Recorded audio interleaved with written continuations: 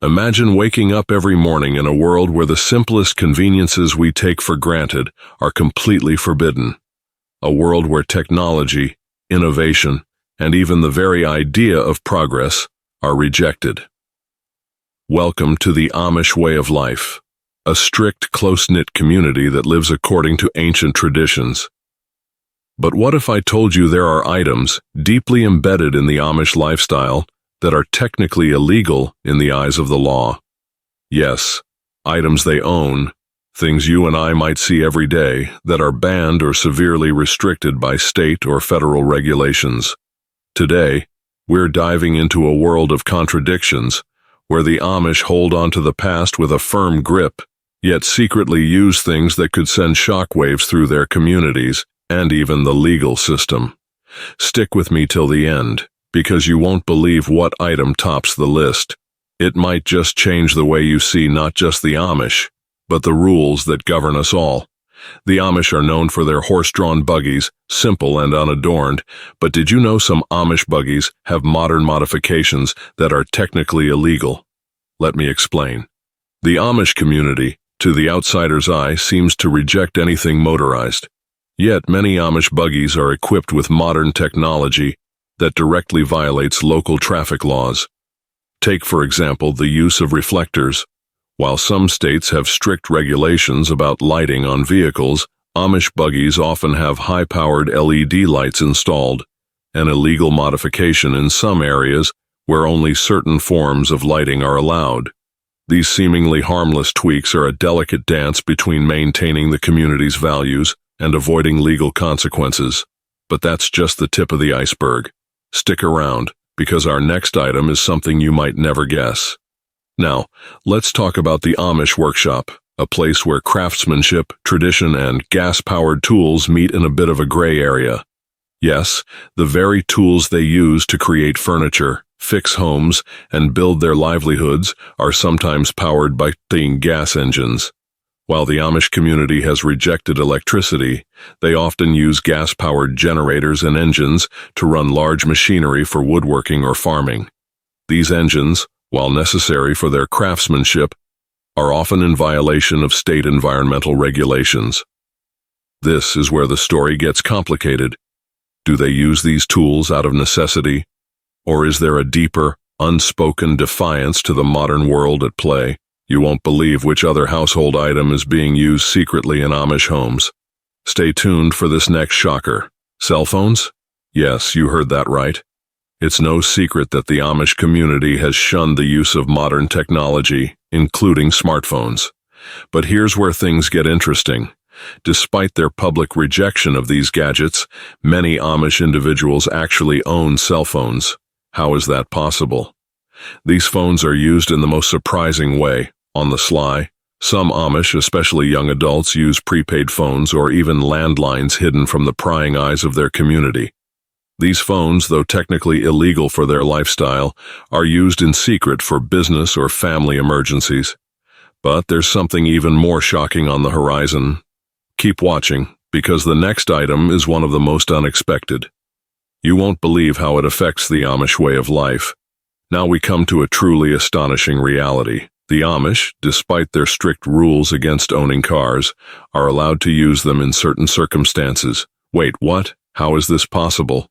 While many Amish communities refuse to own or operate vehicles, some exceptions exist. The use of a car, under very specific circumstances, can be permissible. In emergency situations, such as medical needs or for business purposes, the Amish have been known to hire drivers or even use family vehicles. In fact, some Amish families make arrangements to travel great distances for business while still claiming adherence to the overall restrictions of their faith. This exception raises a critical question. Is the Amish community truly as rigid as it seems, or are there unseen loopholes at play? The next item might surprise you even more. And now, for the most shocking of all, I'm talking about the use of electricity. Yes, you heard it, the very thing the Amish are known for rejecting. But here's the catch. They do use it in secret. Amish households, especially those involved in farming, sometimes use battery-powered tools or small solar panels. These technologies, while not technically electrical grids as we know them, can be seen as a violation of their strict separation from the modern world. And the twist? Some Amish families, if they're caught using such devices, can face heavy fines or even shunning from their communities. It's the ultimate form of rebellion, using the very thing you've sworn to avoid, but justifying it as a necessary evil for survival. Now let's dive into something that might raise your eyebrows even higher. Illegal medical devices. Yes, you heard that right. While the Amish are known for relying on natural remedies and avoiding modern medicine, there's a darker side to their health practices that the public rarely sees. In some Amish communities, particularly those living on the outskirts of mainstream society, you'll find a disturbing truth: the use of illegal, off-the-grid medical devices. These are items that, while helping to save lives or ease suffering, are technically illegal to use without medical oversight or approval. For instance, some Amish families have been caught using things like unauthorized oxygen tanks or even illegal ultrasound machines to monitor pregnancies in remote areas. These devices, while incredibly useful, don't just break medical regulations, they also breach the Amish code of non-intervention in the world of modern health. Why would they use such devices, you might ask? Necessity. In the isolated nature of their communities, access to qualified medical professionals is limited, and these devices often become life-saving tools despite their legal status. But there's a catch. If the authorities were to find out, the consequences could be severe. And this begs the question: if the Amish are willing to break their own traditions in such a profound way for health and survival, what other rules are they quietly bending? We uncover yet another hidden reality: non-compliant solar panels and DIY power storage. Now, we've already seen how the Amish reject conventional electricity in favor of a simpler, more sustainable lifestyle. But here's where things get interesting. Many Amish households, especially those in more rural areas, have quietly embraced solar energy. However, these solar panels often don't meet legal standards. Despite the Amish tradition of avoiding reliance on modern power grids, these off-the-grid families use solar panels that are unapproved or modified to suit their needs. These panels, often installed without permits, violate local building codes and zoning laws. What's even more surprising is how these solar systems are often paired with homemade battery storage systems built by the Amish themselves. DIY power storage devices, which are also technically illegal in many jurisdictions, allow them to store energy from the sun for use at night or during cloudy weather. Why do they take these risks? Once again, it's about survival and independence. For the Amish, the idea of being tied to the grid, especially the grid that represents the outside world, is a step too far. So they opt for the DIY route, creating power systems that fit their needs, even if it means operating in the shadows of the law. But here's the kicker. Despite the clear violations of zoning and building codes, these solar systems often work more efficiently than modern grid-connected power. And they serve as a stark reminder of the Amish determination to preserve their way of life, no matter the cost. And as shocking as this may be, the next point I'm about to reveal could very well change everything you thought you knew about their secretive world. Now let's take a closer look at something that might make you rethink what you know about the Amish and their relationship with food and farming. I'm talking about prohibited raw milk sales and the unconventional storage techniques that come along with it. While the Amish are known for their fresh, farm-to-table way of life, one practice they engage in is selling raw milk, a practice that is technically illegal in many states.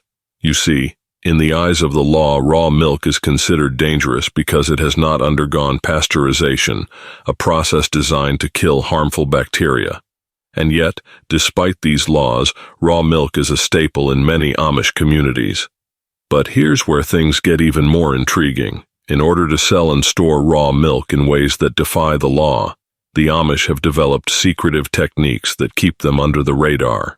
Some Amish families use underground storage cells, cool, dark spaces designed to preserve the milk for longer periods without refrigeration. Others go to great lengths to ensure the milk is delivered only to trusted buyers who understand the risks. In some cases, they even use simple filtration systems to keep the milk as fresh as possible, without raising suspicion. For the Amish, it's not just about breaking the law.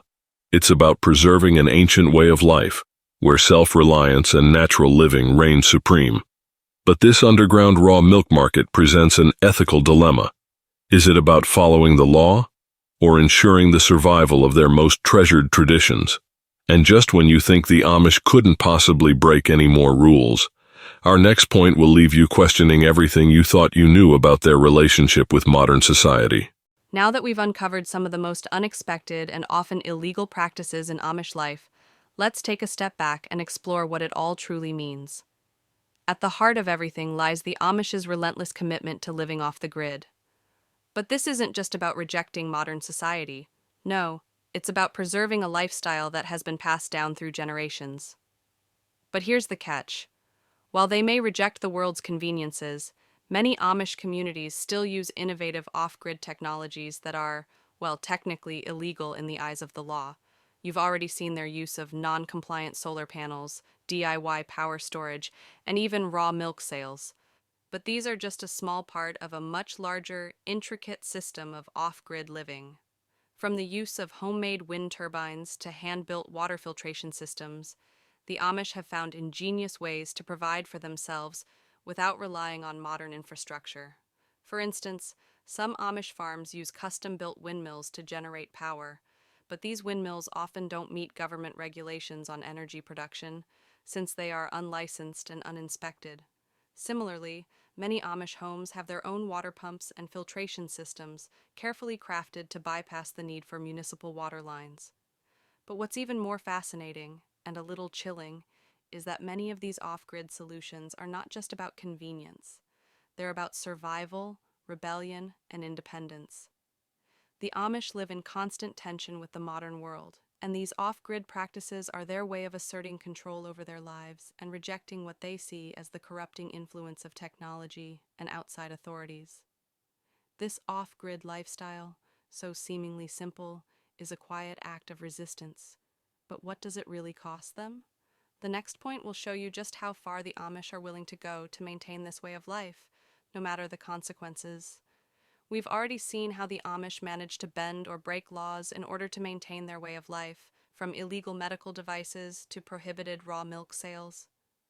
But what if I told you that many Amish communities have found legal loopholes, ways to exploit the system without technically breaking the law? Yes, it turns out that the Amish, known for their strict adherence to religious principles, are also surprisingly savvy when it comes to navigating the legal world. For example, many Amish businesses operate under what's called a family exemption in certain states, which allows them to avoid strict licensing requirements for things like food sales or small manufacturing. While mainstream businesses are bound by regulations, the Amish often bypass these rules by framing their operations as family-run ventures, relying on their close-knit family structure to sidestep official scrutiny. Another example? The Amish have been known to exploit agricultural exemptions to avoid certain taxes and zoning laws. Some states allow farms to operate under special agricultural designations, meaning Amish farmers can avoid paying property taxes or certain local fees simply by classifying their land as working farmland, even when it's not being used in traditional farming methods. These loopholes aren't just about avoiding regulations, they're about maintaining the autonomy that is so essential to Amish life. It's a balancing act, adhering to the laws that protect their right to live as they choose, while cleverly exploiting the gaps in those very laws to preserve their independence. But here's the kicker. These loopholes are constantly under threat. As local governments grow more aware of how the Amish use them, there's increasing pressure to close those gaps. Could the Amish be facing a future where these loopholes no longer exist? The clock is ticking, and the next item we reveal might just show you how far the Amish are willing to go to protect their way of life. At this point, you might be asking yourself, why are these items illegal in the first place? After all, many of them seem harmless, or even essential for survival. So, what makes them so problematic in the eyes of the law? Well, The answer lies in a complex web of regulations and societal norms. Let's break it down. Take the example of raw milk. On the surface, it's just fresh, unpasteurized milk, but the law sees it differently. Because raw milk hasn't been pasteurized, it carries health risks that could potentially endanger public health. Government regulations exist to protect consumers from the possibility of contamination, but for the Amish, these laws are an infringement on their right to live as they choose. In their world, raw milk is a part of their self-sustaining lifestyle, one that doesn't fit neatly into the regulations that govern food safety in the modern world. Then there's the issue of off-grid power sources. The Amish rely on solar panels and windmills, but these systems often fail to meet the legal requirements for energy production. Why? Because they are seen as a violation of zoning laws, safety codes, and energy regulations. To the government, a solar panel is just a small step away from full grid dependency, and that means control. But for the Amish, it's a matter of protecting their way of life from the encroaching influence of modern technology. And let's not forget about the medical devices. Devices like oxygen tanks or even ultrasound machines, while life-saving, are often unapproved for use by those without a formal medical license. In the eyes of the law, this could be considered medical malpractice, a violation of public health policies, yet for the Amish, it's a necessary evil, a means of survival when they're isolated from proper medical care. The line between personal freedom and legal boundaries is incredibly thin, and for the Amish, these items aren't just tools. They represent a much larger battle over their autonomy, their religious beliefs, and their ability to live outside the modern world. But this raises an even bigger question. If these items are illegal, are they breaking the law, or are the laws themselves the real problem? The next point will make you rethink what it means to live within society's rules, and whether those rules are always just or necessary. Now that we've uncovered the hidden practices and surprising loopholes the Amish use to navigate the law, let's zoom out and look at the bigger picture. What's at the heart of all this? It's the tension between Amish tradition and government oversight. This conflict goes far beyond a few illegal items. It strikes at the very soul of what it means to live freely, according to one's own beliefs, in a world increasingly governed by rules and regulations. For the Amish, their traditions are sacred. Every piece of technology, every practice they follow, reflects their deep commitment to a simple, faith-driven lifestyle that has remained largely unchanged for centuries. This lifestyle is grounded in religious values, community cohesion, and a deliberate separation from the modern world. But with the expansion of government oversight, the Amish are facing a growing challenge. Laws meant to protect the public from harm often clash with the Amish's desire to live as they choose. And as the government continues to push for greater regulation, whether it's on food safety, technology, or medical practices, the Amish find themselves in an increasingly difficult position. How do you maintain a way of life that rejects so much of modern society when that very society is trying to impose its rules on you? The tension between these two forces, the Amish commitment to tradition and the government's insistence on oversight, has reached a breaking point in many communities. And while some Amish find ways to work within the law, there's an undeniable pushback. The Amish's ability to bend or break laws, like using non-compliant solar panels or selling raw milk, is a direct response to this tension. But what happens when these compromises no longer work? What happens when the government decides that it's time for the Amish to comply or face severe consequences? These questions loom large. And as we look ahead, one thing is certain. The struggle between Amish tradition and government oversight is far from over. But what does the future hold for the Amish way of life? Will they continue to find ways to operate outside the system, or will they eventually be forced to conform? The answer could change everything about how we view freedom, tradition, and law in our own society. As we've seen throughout this journey, the Amish way of life is steeped in quiet rebellion, a rebellion driven by necessity, survival, and perhaps, most importantly, faith. But what role does faith play in justifying their ownership of items that society considers illegal? At the heart of the Amish world is a deeply rooted belief in obedience to God and the importance of living a life that reflects spiritual values. For the Amish, faith is not merely a personal matter. It governs every aspect of their lives, from what they eat to how they live, and even to the items they use. When it comes to items like raw milk, non-compliant solar panels, or even unauthorized medical devices, the Amish justify their actions through a lens of faith and divine guidance. They believe that God calls them to live simply and self-sufficiently, free from the distractions and temptations of the modern world. For them, using things that others deem illegal is often seen not as breaking the law, but as following a higher moral law. They view their actions as a form of spiritual resistance, a way to protect their family, their community, and their faith from a world they see as morally corrupt. In this sense, it's not about law-breaking. It's about preserving the purity of their way of life and following the teachings of the Bible, which they believe demand a life of simplicity and separation from modern society. Take, for instance, the case of unauthorized medical devices. While the government might regulate certain medical practices, the Amish view their reliance on these tools as a matter of faithful stewardship, taking care of the bodies God gave them in the best way they can. Similarly, their use of solar panels, despite legal restrictions, reflects a desire to live off the land and be free from the outside world's control over their power and resources. For the Amish, their faith is their justification. It's their way of saying that no earthly law can supersede the commands of God.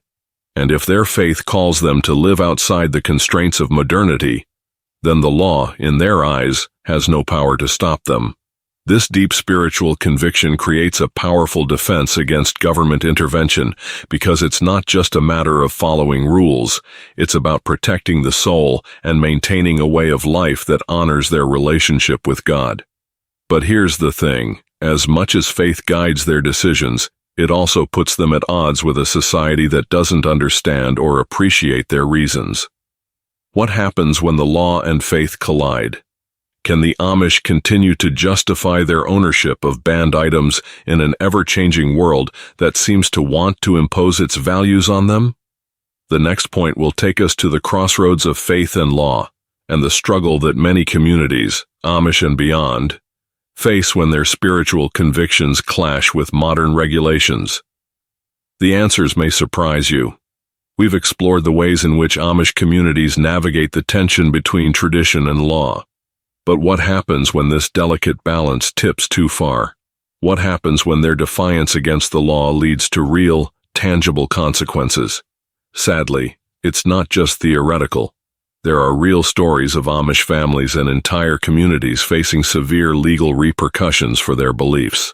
These stories serve as a stark reminder that even the strongest convictions come with a price. One of the most well-known examples took place just a few years ago, when an Amish community in Ohio was targeted for selling raw milk without the proper permits. Despite their firm belief that raw milk is an essential part of their lifestyle, providing health benefits and connecting them to their traditions, the state government cracked down hard. The Amish farmers were fined and even faced potential jail time, all because they were continuing a practice they considered to be not only lawful, but spiritually essential. The case sparked public debate about individual rights, food freedom, and the role of government in religious practices.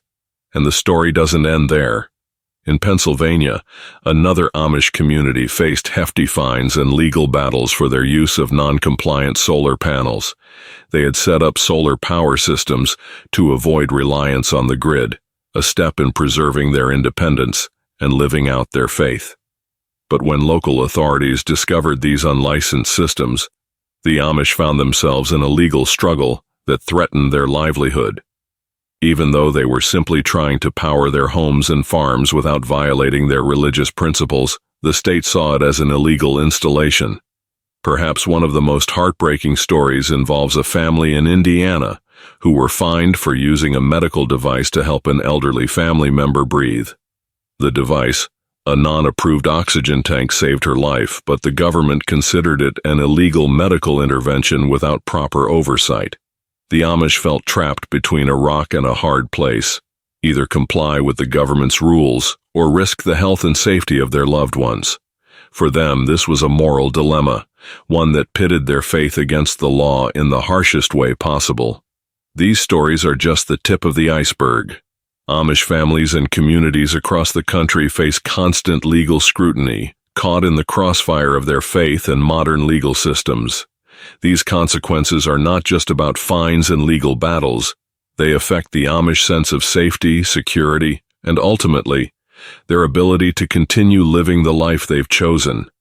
And yet, despite the penalties, many Amish communities refuse to back down.